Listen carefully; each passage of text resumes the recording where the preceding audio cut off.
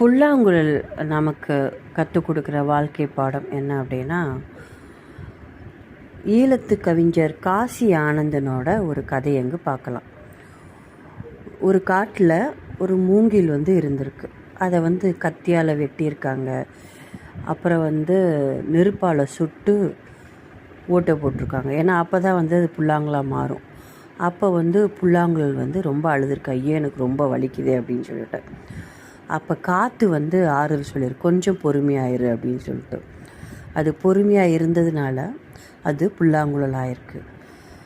இப்போ அதிலிருந்து தான் இனிமையான இசை அந்த புல்லாங்குழலிருந்து வருது.